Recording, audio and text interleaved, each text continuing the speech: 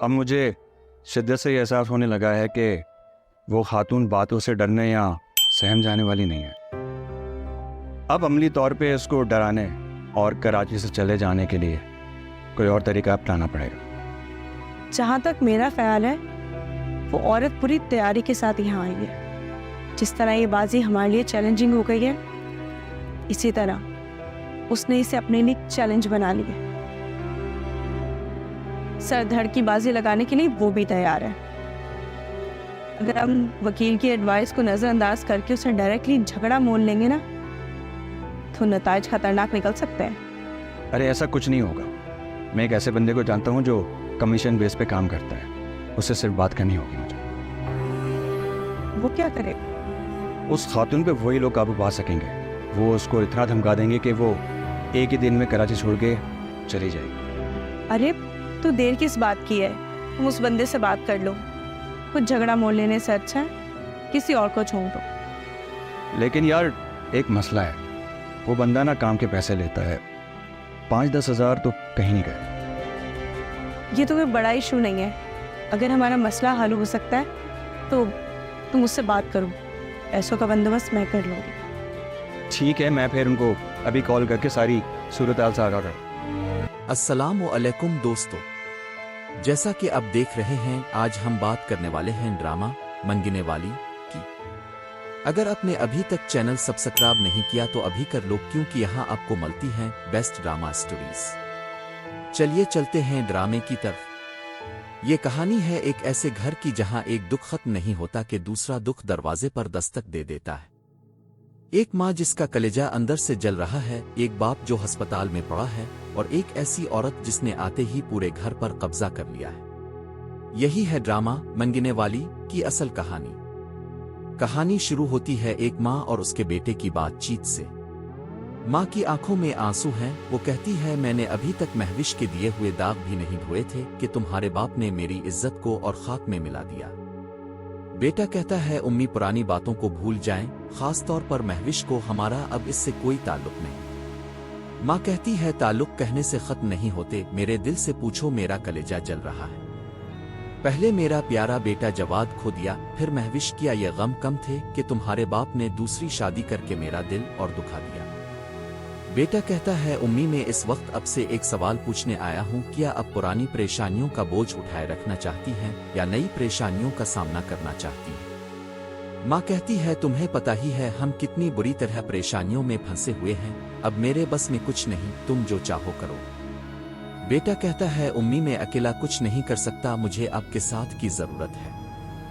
دیکھیں ابا ادھر ہسپتال میں پڑے ہیں اور مجھے نوکری اور گھر کے مسائل سے فرصت ہی نہیں ملتی کہ جا کر ابا کو ہسپتال میں دیکھ سکوں، اور ادھر اس کی بیوی نے گھر پر قبضہ کر لیا ہے۔ ماں غصے سے کہتی ہے پھر ایسی عورت سے شادی کرنے کی ضرورت ہی کیا تھی جو آتے ہی اسے ہسپتال پہنچا دے۔ بیٹا کہتا ہے امی ابا نے جو کیا سو کیا، یہ دیکھیں اس عورت کے ہماری زندگی میں آنے کے بعد ہماری پریشانیاں کتنی بڑھ گئی۔ اگر یہ گھر بک گیا تو ہم کہاں رہیں گے، اور اگر عدالت کا دروازہ کھٹکھٹائیں تو جائیداد میں سے حصہ سوتیلے بھائی کو بھی جاتا ہے۔ ہمیں ابا کے ٹھیک ہونے سے پہلے مل کر اس عورت کو یہاں سے بھگانا ہوگا، ورنہ وہ ابا پر دباؤ ڈال کر گھر بکوا دے گی۔ یاد رکھیں ابا کے پاس اسے دینے کے لیے ایک پیسہ بھی نہیں۔ ماں کہتی ہے اسے یہ شادی سے پہلے سوچنا چاہیے تھا۔ بیٹا کہتا ہے امی کیا اب میرا ساتھ دیں گی اس عورت سے لڑ کر اسے کراچی سے بھگانے میں؟ ماں کہتی ہے ٹھیک ہے میں تمہارا ساتھ دوں گی۔ اسی گھر میں ایک خالہ بھی ہے جو کہتی ہے اپنے ذاتی معاملات کو حل کرنے کے لیے میرے گھر کو میدان جنگ مت بناؤ، میں اس کی ہرگز اجازت نہیں دوں گی۔ وہ لڑکا کہتا ہے خالہ خدا نہ خواستہ ہم ایسا کچھ نہیں کر رہے جس سے آپ کی عزت پر حرف آئے۔ خالہ کہتی ہے میں نے تم دونوں کی باتیں سن لی ہیں، میرا مشورہ ہے تم دونوں اس جھگڑے میں مزید نہ الجھو، ورنہ جو تھوڑی بہت عزت بچی ہے وہ بھی ضائع ہو جائے گی۔ بیٹا اپنی ماں سے کہتا ہے خالہ ہمارے کام میں رکاوٹ ڈال رہی ہے، اب کیسے برداشت کر رہی ہے؟ ماں کہتی ہے بیٹا جب اپنی چھت نہ رہے تو اپنے بھی غیروں کی طرح منہ موڑ لیتے ہیں۔ کہانی کا دوسرا رخ تھانے میں ہے۔ ایک لڑکا پولیس والے سے کہتا ہے بھائی تھانے چلنا ہے، چلو گے آ نہیں؟ پولیس والا کہتا ہے ہاں ضرور چلوں گا، بیٹھو۔ پھر پوچھتا ہے ویسے بھائی ان دونوں کو کہاں سے پکڑ کر لائے ہو؟ دوسرا کہتا ہے کیوں؟ मैं इन दोनों को जानता हूँ। किसको जानते हो? वो कहता है हम उन्हें हैदराबाद से पकड़ कर लाए हैं। दरअसल ये लड़की, मैं इसे कॉलेज पक एंड ड्रॉप देता हूँ और ये लड़का इसी लड़की की वजह से मेरे हाथों मार खा चुका है और मैं ही इसके बाप और भाई को लेकर FIR कटवाने थाने लेकर गया था। ये सुनकर पुलिस वाला हैरान रह जाता है। वो कहता है तुम जाकर उनके घर वालों को इत्तला दो कि हमने उन्हें हैदराबाद से गिरफ्तार किया है। दूसरी तरफ राबिया की कहानी है। एक शख्स राबिया से कहता है मुझे यकीन नहीं आता कि तुम 2 दिन तक सेठ दाऊद की कैद में रही हो। वो तो तुम्हारी जान और इज्जत का खुला दुश्मन है, तो तुम उसके शर से कैसे महफूज रहे? देखो राबिया, मुझे तुम्हारी बातों पर बिल्कुल यकीन नहीं। मेरा दिल गवाही देता है कि सेठ दाऊद तुम्हें सही सलामत वापस कैसे भेज सकता है। और थाने में करप्शन का बाजार गर्म है। एक सिपाही अपने अफसर से कहता है सर, इसमें वो तमाम चीजें हैं जो इस लड़के और लड़की से बरामद हुई थी। अफसर कहता है ये छोड़ो, बताओ नकदी भी है या सारा केस खाली है? सिपाही कहता है सर 21,000 रुपए नकद भी है। अफसर कहता है 21,000 या सिर्फ 1,000? सिपाही कहता है सर 21,000 मैंने खुद गिने हैं। अफसर हंस कर कहता है अफजल कब बड़ा होगा, तुझे नहीं पता थाने में आने के बाद 1 किलो चीज 1.25 किलो या इससे भी कम होकर वापस जाती है। अब बता कितने हैं? आखिर में तय होता है 12,000, ना कम ना ज्यादा।